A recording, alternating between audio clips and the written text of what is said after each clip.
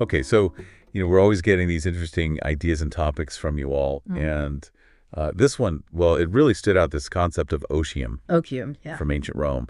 And, you know, at first I have to admit, I thought, another word for leisure or downtime. But going through all the material you sent, it's clearly something much deeper than just, kicking back and watching TV. Right, it's not just about relaxing. No, it's more about those things you do just because you love them, things that light you up inside. Yeah. And it's not about having to, it's about wanting to. Exactly. And so we're talking like writing or painting, playing music, learning a new language, whatever truly sparks your curiosity. And there's this real hunger to learn, to express yourself. It's driven by that.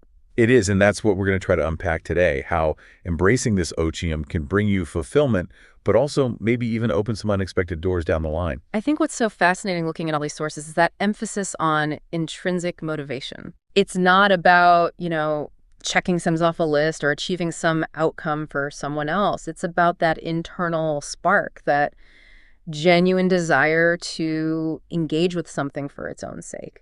And, time constraints or external pressures, they kind of melt away. It doesn't matter. You're just drawn to it. It's that feeling when you're so absorbed in something you love and time just disappears. You look up and hours have gone by. Exactly. That's what we're exploring here, and it makes you feel like yourself. Yeah, you're in your element. Absolutely. Yeah. So how is this different from, let's say, scrolling through social media after a long day? Right. Because that's a form of leisure too, isn't it? It is, but I think the distinction, and the sources point this out, is the active versus passive nature of it. Yeah. And the underlying drive. I mean, scrolling through social media, you're passively receiving information, maybe looking for a distraction, but odium is an active engagement. I see. You're investing your energy, your creativity, your intellect, and the motivation is coming from a genuine interest, a craving for knowledge or expression. So it's not about, I should do this, or I'm just trying to switch off my brain. Right. It's, I want to do this. This feels right. And it sounds like it's not limited by when or where you can do it. No, not at all. You pursue it whenever that inner voice speaks up. Exactly. And that self-directed nature, that inherent joy in the process is what's key. It's about finding what truly resonates with you. One of the sources we looked at actually mentioned the concept of flow, that state of complete immersion. Oh, yeah. Where you're completely focused and energized by an activity and you're fully involved and enjoying the process. And odium seems to tap into that same reward system. It makes sense. It's like the difference between forcing yourself to go to the gym and losing yourself in a hike because you just love being in nature. That's a great analogy. Now, here's where things get really interesting for our listeners. Okay. The sources also suggest that this consistent engagement in your odium can have some pretty amazing long-term benefits. Yeah, things you might not even be consciously aiming for. Exactly. It's like how something you do just because you love it can lead to mastery without even trying. Like someone who doodles in their notebook during meetings. Just because they enjoy it over time, they might develop a real talent for visual thinking and artistic skill without even realizing it.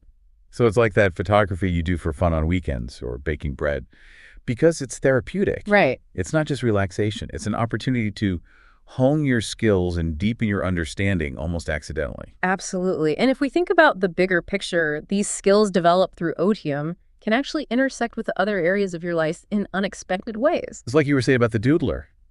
Their visual skills might become valuable in work presentations, or the weekend photographer could capture an image that leads to a new creative outlet or even a side hustle. It happens all the time. These seemingly separate passions can create these unforeseen opportunities. It's like life has a hidden curriculum, and you're learning and growing in ways you never expected just by doing what you love. That's a beautiful way to put it. So our mission today was to see how this otium can lead to personal fulfillment and new opportunities.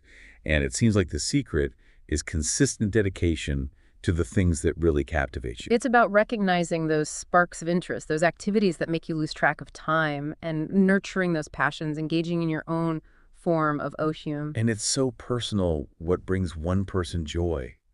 And that feeling of deep immersion will be totally different for someone else. Yeah. There's no right or wrong answer. Exactly. You have to find what makes you feel truly alive and engaged. So for everyone listening out there, think about those activities that make you feel like yourself, that you do just for the pure joy of it, without any pressure or expectations. What are those things that you lose yourself in? Consider the potential within those passions. What skills might you develop? What opportunities might come knocking just from dedicating time to what you love? What could you discover about yourself and the world around you by embracing your own otium?